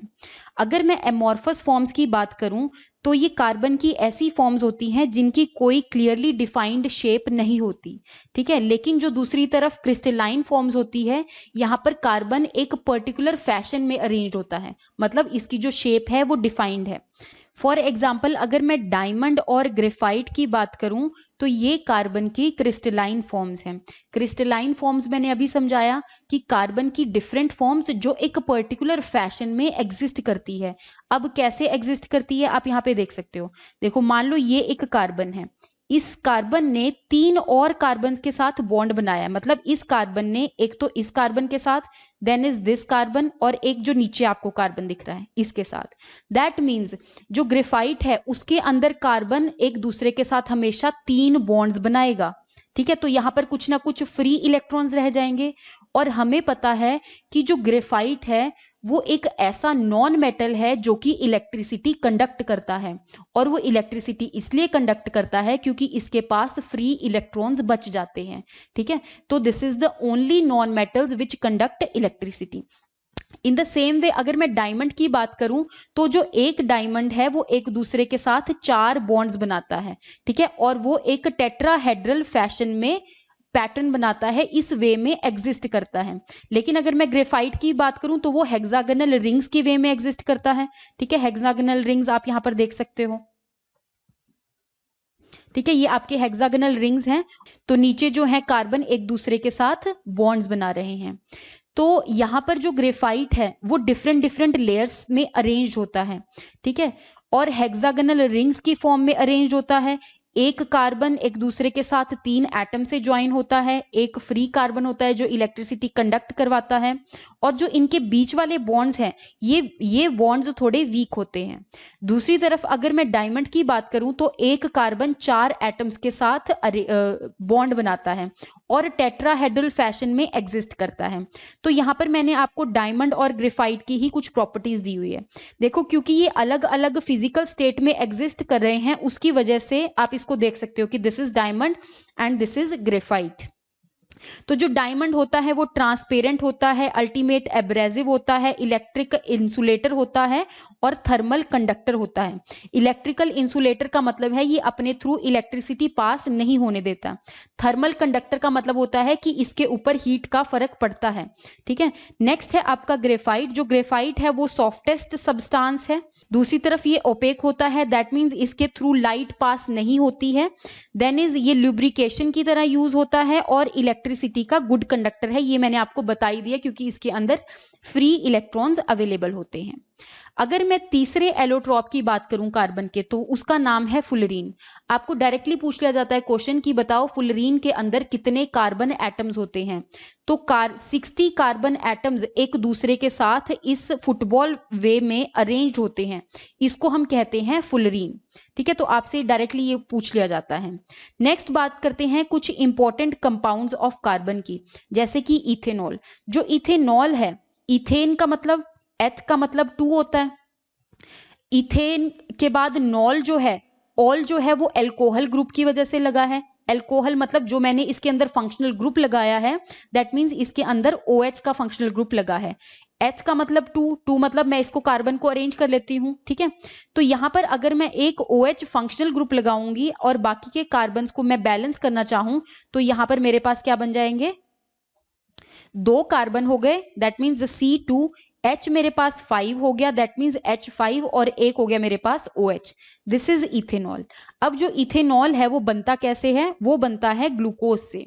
जो आपकी फर्मेंटेशन की प्रोसेस है, फर्मेंटेशन का मतलब होता है कि कोई भी कंपाउंड बिना ऑक्सीजन के प्रेजेंस के डिकम्पोज हो रहा है, उसको हम फर्मेंटेशन प्रोसेस कहते हैं। तो ये वाली जो फर्मेंटेशन प्रोसेस है हम माइक्रो ऑर्गेनिजम्स द्वारा करवाते हैं। होता क्या है, मान लो कोई ब्रूअरी इंडस्ट्री है, ब्रूअरी इंडस्ट्री मतलब जहां पर हमारी अल्कोहल वगैरह बनती है, तो वहां पर जो सोर्स होता है, ग्लूकोज के जो सोर्स होते हैं, वहां से फर्मेंटेशन के द्वारा अल्कोहल बनाई जाती है और उसमें कार्बन डाइऑक्साइड रिलीज होता है। ठीक है, अगर मैं इथेनॉल की कुछ और प्रॉपर्टीज की बात करूं तो ये रूम टेम्परेचर पर एक तो लिक्विड होता है, आपको पता ही है ना। जो इथेनॉल है वो फार्मेसी जो इंडस्ट्री है उसके अंदर गुड सॉल्वेंट की तरह यूज होता है। मतलब अगर मैंने कोई चीज डिसॉल्व करनी है तो मैं इथेनॉल में अच्छी तरह से डिसॉल्व कर सकती हूँ। जो इथेनॉल है वो पानी में भी सॉल्युबल होता है। ठीक है, और नेक्स्ट है कि अगर इथेनॉल की कंजम्पशन हो तो उसकी वजह से जो मेटाबॉलिक प्रोसेस होती है वो लो हो जाता है और वो डायरेक्टली हमारे सेंट्रल नर्वस सिस्टम पर अफेक्ट करता है। इसीलिए जो आपके ड्रंक पर्सन्स होते हैं वो थोड़ा सा अजीब सा बिहेव करते हैं। ठीक है, तो क्योंकि वो इथेनॉल की ये प्रॉपर्टी है। नेक्स्ट है आपका मिथेनॉल। मिथेनॉल का मतलब है, मेथ का मतलब एक कार्बन हो गया, है ना, उसके साथ मैंने ऑल मतलब OH ग्रुप लगा दिया तो ये अल्कोहल बन गया। और अगर मैं बाकी के हाइड्रोजन के साथ इसको बैलेंस करना चाहूं तो ये बन जाएगा C सिंगल है, देन इज H है आपके 3 और एक हो गया आपका OH, दैट मीन्स CH3OH। तो दिस इज मिथेनॉल। जो मिथेनॉल होती है वो इथेनॉल से बिल्कुल डिफरेंट होती है। जो मिथेनॉल होती है वो बहुत ज्यादा टॉक्सिक इन नेचर होती है। अगर हम इस मिथेनॉल को कंज्यूम कर लें तो वो एल्डिहाइड बना देती है। एल्डिहाइड का मतलब होता है कि जिसमें हमने एक और फंक्शनल ग्रुप पढ़ा था ना कि एक कार्बन के साथ O लग जाता है और H लग जाता है, तो वो एल्डिहाइड बना देती है। और जो एल्डिहाइड होता है वो हमारी सेहत के लिए बहुत ज्यादा हानिकारक होता है और हमारी डेथ भी हो सकती है। तो इसीलिए जब भी इंडस्ट्री में इथेनॉल यूज होता है ताकि वो ह्यूमन कंजम्पशन के लिए ना यूज हो, तो उस इथेनॉल के अंदर हम मिथेनॉल ऐड कर देते हैं ताकि वो डेंजरस बन जाए। और इसी प्रोसेस को हम कहते हैं कि अल्कोहल की डीनेचरेशन हो चुकी है। तो अगर आपसे पूछा जाए कि डीनेचर्ड अल्कोहल क्या होता है, तो आप बोलोगे कि अगर इथेनॉल के अंदर मैं नॉन कंजम्पशन वाला अल्कोहल ऐड कर दूं, दैट मीन्स अगर मैं मिथेनॉल ऐड कर दूं, तो वो जो इथेनॉल है वो क्या हो जाएगी, डीनेचर हो जाएगी। जाएगी, मतलब अब वो पीने लायक नहीं बचेगी। ठीक है, नेक्स्ट जो आपका कार्बन कंपाउंड है दैट इज इथेनोइक एसिड। अब इथेनोइक एसिड का मतलब होता क्या है? एथ का मतलब होता है कि दो कार्बन प्रेजेंट हैं। ठीक है, तो दो कार्बन मैंने यहाँ पर बना दिए। और ओइक का मतलब होता है कि यहाँ पर कार्बोक्सिलिक एसिड का ग्रुप प्रेजेंट है। और कार्बोक्सिलिक एसिड ग्रुप कैसे होता है?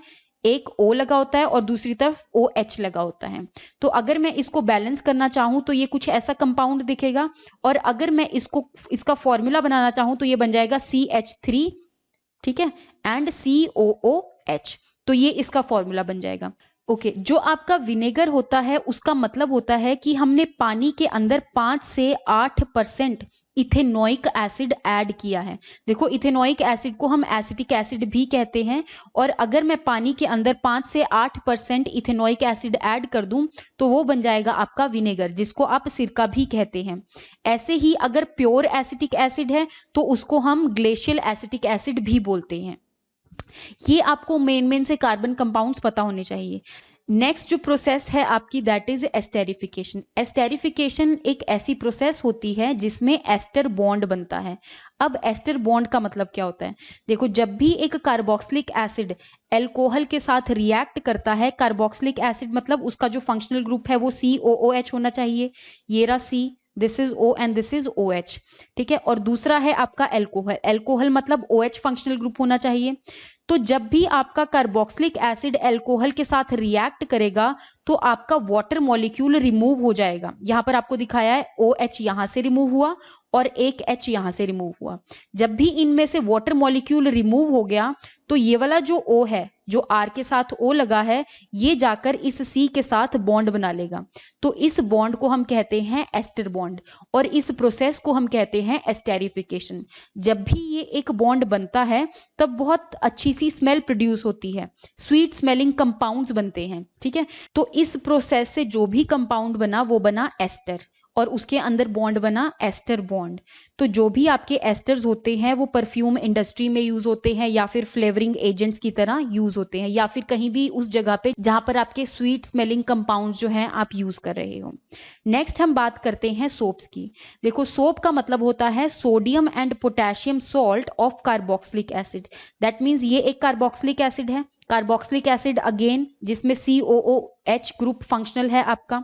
ठीक है, अगर उसके साथ सोडियम और पोटेशियम की सॉल्ट लग जाए, या तो यहाँ पे सोडियम दिखाया मैंने या फिर यहाँ पर पोटेशियम भी हो सकता था, तो ये सोडियम की सॉल्ट है। सोडियम सॉल्ट का क्या मतलब है? सॉल्ट मैंने आपको बताया था कि जब भी एक एसिड जो है वो बेस के साथ रिएक्ट करता है तो वो एक सॉल्ट बनाता है। तो एसिड और बेस की रिएक्शन के बाद ये एक सोडियम की सॉल्ट बनी। और जब ये सोडियम की सॉल्ट इस कार्बोक्सिलिक एसिड के साथ रिएक्ट करेगी तो जो भी आपका कंपाउंड बनेगा उसको हम कहते हैं सोप।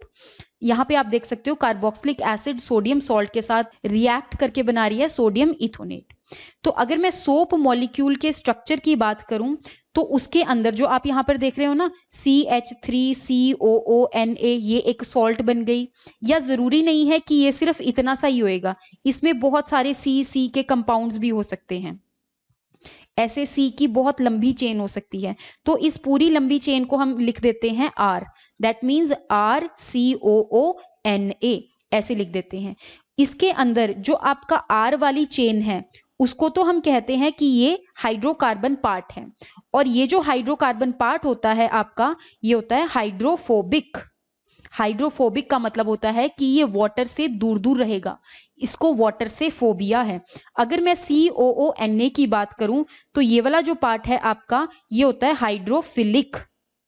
हाइड्रोफिलिक का मतलब होता है कि ये वाटर लविंग होता है। और जो हाइड्रोफिलिक पार्ट होता है वो बेसिकली आयनिक पार्ट होता है। ऐसे ही जो आपका हाइड्रोफोबिक पार्ट होता है वो आपकी लॉन्ग हाइड्रोकार्बन की चेन होती है। अब फॉर एग्जाम्पल मैंने सोप्स को क्लिनजिंग एक्शन के लिए यूज करना है। मुझे पता है कि सोप के अंदर हाइड्रोफोबिक पार्ट होता है, मतलब पानी से उसको दूर रहना है, लेकिन फिर भी मैं सोप को कपड़े धोने के लिए इस्तेमाल कर रही हूँ। तो उसका एक्शन कैसे होगा, मैं उसको कैसे यूज करूंगी?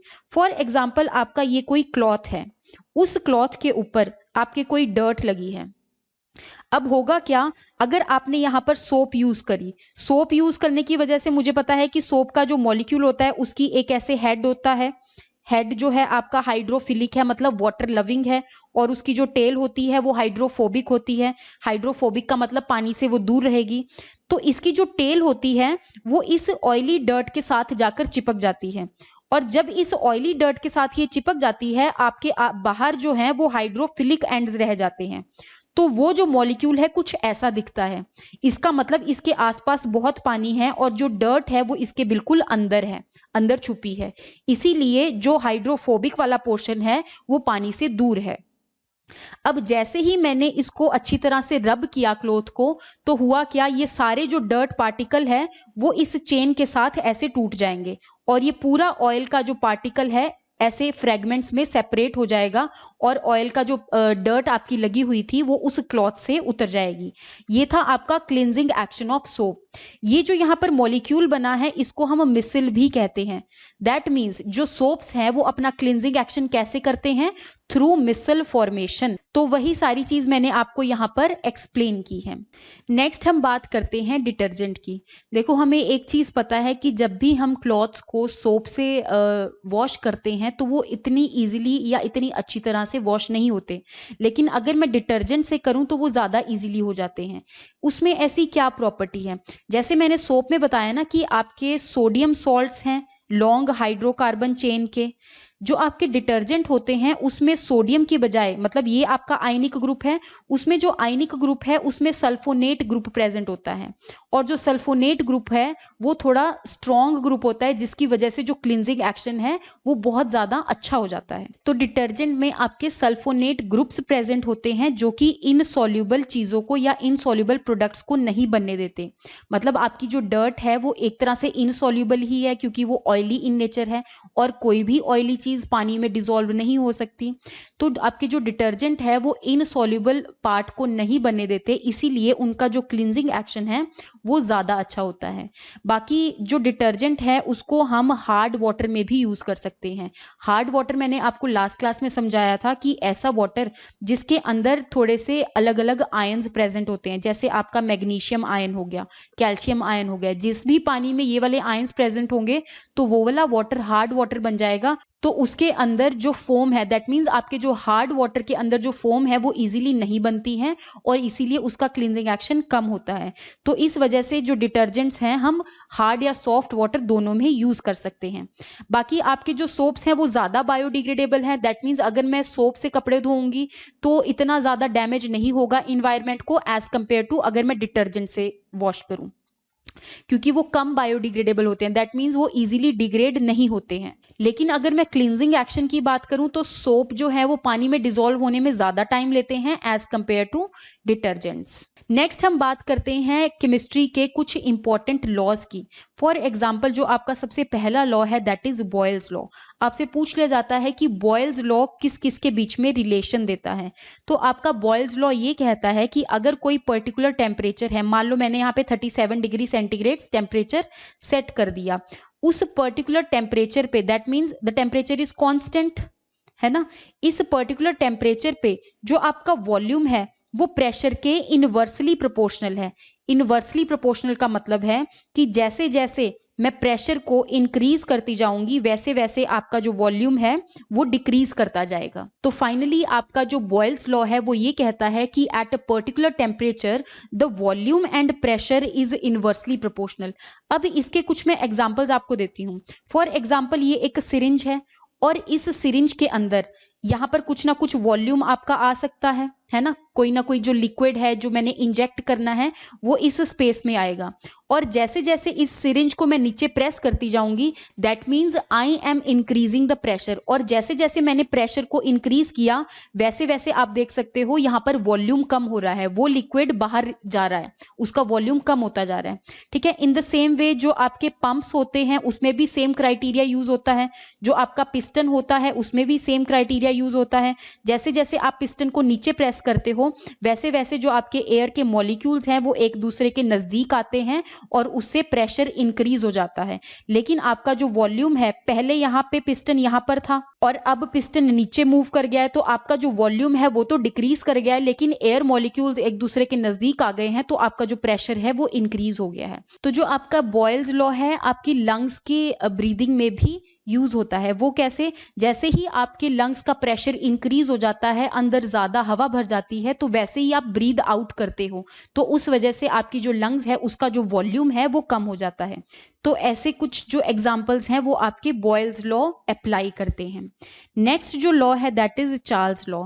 चार्ल्स लॉ ये कहता है कि अगर मैं प्रेशर को कांस्टेंट रख दूं, ठीक है, एक पर्टिकुलर मैंने प्रेशर को मेंटेन कर दिया, उस प्रेशर पे जो वॉल्यूम और टेम्परेचर है वो एक दूसरे के डायरेक्टली प्रोपोर्शनल होगा। फॉर एग्जाम्पल, जैसे जैसे मैं वॉल्यूम इंक्रीज करती जाऊंगी या फिर जैसे जैसे मैं टेम्परेचर इंक्रीज करती जाऊंगी, वॉल्यूम भी इंक्रीज करता जाएगा। इसका एक बार एग्जाम्पल देखते हैं कैसे। फॉर एग्जाम्पल, आपने एक वेसल के अंदर वाटर को बॉयल होना रखा और आपने यहाँ इसको टेम्परेचर दिया। जैसे जैसे आप इसको टेम्परेचर दोगे तो जो मॉलिक्यूल्स हैं वो काइनेटिक एनर्जी गेन करेंगे और वो एक दूसरे से दूर जाएंगे। जैसे ही वो एक दूसरे से दूर जाएंगे तो ये जो लिक्विड है ये एक्सपैंड करेगा, एक्सपैंड करना शुरू कर देगा, और जैसे ही ये इतना ज्यादा एक्सपैंड कर जाएगा तो जो लिक्विड है वो गैसेस में कन्वर्ट हो जाएगा। और मुझे पता है कि लिक्विड में मॉलिक्यूल्स थोड़े नजदीक होते हैं और गैस में मॉलिक्यूल्स दूर दूर होते हैं। दैट मीन्स टेम्परेचर इंक्रीज करने की वजह से आपका जो वॉल्यूम है वो इंक्रीज कर गया है। जो आपका चार्ल्स लॉ है उसके भी कुछ एप्लीकेशंस हैं। For example, hot air balloon हो गया। हॉट एयर बैलून में हम हॉट एयर डाल देते हैं जिसकी वजह से जो मॉलिक्यूल्स हैं एक दूसरे से दूर चले जाते हैं। जब मॉलिक्यूल्स दूर जाते हैं तो वो चीज बहुत हल्की बन जाती है, ठीक है। हल्के होने की वजह से जो बैलून है तो उसको एक अपवर्ड लिफ्ट मिलता है ताकि वो ऊपर को उड़ सके। इन द सेम वे अगर मैं ब्रेड के लिए बात करूं या केक्स के लिए बात करूं, जैसे ही आप केक बनाने के लिए रखते हैं, आप टेम्परेचर को इंक्रीज करते हैं तो आपके जो गैस मॉलिक्यूल्स हैं वो बनते हैं और उस केक का जो वॉल्यूम है वो इंक्रीज कर जाता है। That means temperature is directly proportional to your volume. तो जो आपका लास्ट लॉ है जिसको हम आइडियल गैस लॉ भी कहते हैं या गैस ल्यूसैक्स लॉ भी कहते हैं, उसके अंदर उन्होंने बोला कि जो प्रेशर है that is inversely proportional to volume. ये हमारा बॉयल्स लॉ था, है ना। इन द सेम वे जो वॉल्यूम है that is directly proportional to temperature. तो ये हमारा चार्ल्स लॉ था। तो अगर यहाँ पर मैं दोनों इक्वेशंस को, बॉयल्स लॉ और चार्ल्स लॉ को कंबाइन करूं, तो मुझे पता है कि प्रेशर जो है वो इनवर्सली प्रोपोर्शनल है वॉल्यूम के। तो यहाँ पर पी वी, ये वी जो है वो ऊपर जा सकता है।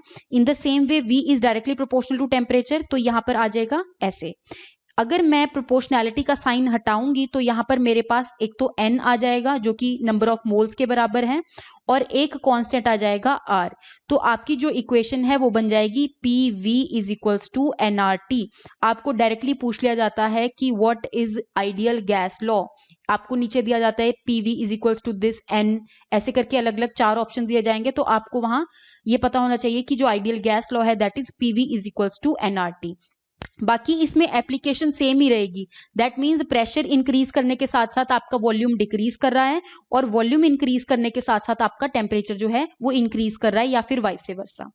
So that is all for today. तो आज जो है हमारा केमिस्ट्री के सारे लेक्चर्स कंप्लीट हो गए हैं। हमने केमिस्ट्री के अंदर बहुत सारी एप्लीकेशन पार्ट कवर कर लिया है और मैंने आपको अलग अलग टाइप्स ऑफ क्वेश्चंस भी बताए हैं कि कौन से टॉपिक में से कौन से क्वेश्चन पूछने की बहुत ज़्यादा संभावना है। So thank you so much. This is all about chemistry. Next we are going to start is with biology. तो बायोलॉजी भी हम इसी हिसाब से कवर करेंगे ताकि आपके मैक्सिमम नंबर ऑफ जो क्वेश्चंस हैं वो कवर हो जाएं इन सारे टॉपिक्स के अंदर ही। So thank you so much and have a nice day. Good luck. Bye bye.